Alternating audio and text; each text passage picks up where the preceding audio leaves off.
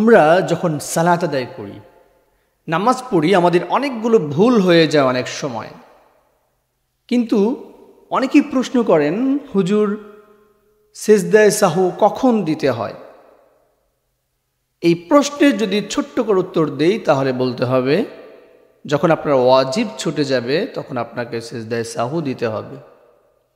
আমরা অনেক সময় সূরা ফাতিহা পড়ি না, বা অনেক সময় আমরা সেজদায় চলে যাই, রুকুতে চলে যাই, মানে ব্যাখেলি যে কিছুটা ঘটে যায় আমাদেরকে। তাহলে আমাদেরকে আগে জানতে হবে যে ওয়াজিবগুলো কী কী। আলহামদু শরীফ পড়া, আলহামদুলিল্লাহর সঙ্গে সূরা মিলানো, রুকু সেজদায় দেরি করা, রুকু হইতে সোজা হয়ে খাড়া হওয়া, দুই সেজদার মাঝখানে সোজা হওয়া বসা, দরমিয়ানি বৈঠক, দোনো বৈঠকে আত্তাহিয়াত পড়া, এগুলো হচ্ছে ওয়াজিব।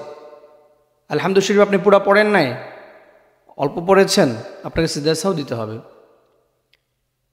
রুকু সিজদায় গিয়ে আপনি তাড়াহুড়া করেছেন, মানে ঝটপট করে চলে আসছেন, তিন তাসবিহ যেটা আদায় করা সেটা আদায় করেন নাই, তো তাড়াহুড়া করে চলে আসলে আপনাকে সিজদায়ে সাহু দিতে হবে।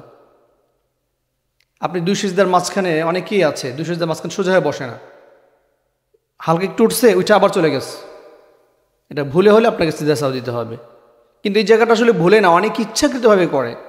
দুই সিজদার মাঝখানে মানে ফুল একদম সোজা হয়ে যে বসবে সেটা বসে না, রুকু হতে একদম সোজা হয়ে যে দাঁড়াবে সেটাও করে না, মানে রুকু থেকে একটু উঠে দ্রুত আপনার সেজদায় চলে যায়। এক্ষেত্রে কিন্তু আপনার টোটালি নামাজটা ভেঙে যাবে, কষ্ট করে আসাটা আপনার বৃথা হবে। এজন্য আপনি যখন আপনার সালাত আদায় করতে আসছেন অবশ্যই খেয়াল করতে হবে যেন সেজদার মধ্যে বিলম্ব হয়, সুন্দরভাবে পড়া হয়, রুকু সেজদার মধ্যে দেরি করা, এবং আমাদের যে বৈঠকগুলো হয় এই বৈঠকের মধ্যে তাশাহুদ পড়তে হবে আমাদেরকে। আপনি তাশাহুদ পড়লেন না, ভুলে দুরূদ শরীফ পড়ে ফেললেন, আপনাকে সিজদা সাহু দিতে হবে। এই জন্য আমার অনেকটা আলোচনার মধ্যে আসছে, আমি বলেছি যে দুরূদ শরীফ যদি আল্লাহুম্মা সাল্লি আলা মুহাম্মদ পর্যন্ত কেউ বলে ফেলে প্রথম বৈঠকে, তাহলে সিজদা সাহু দিতে হবে। তো আমরা যখন সালাত আদায় করব আমাদেরকে অবশ্যই খুবই গুরুত্বের সাথে এটা সালাত আদায় করতে হবে।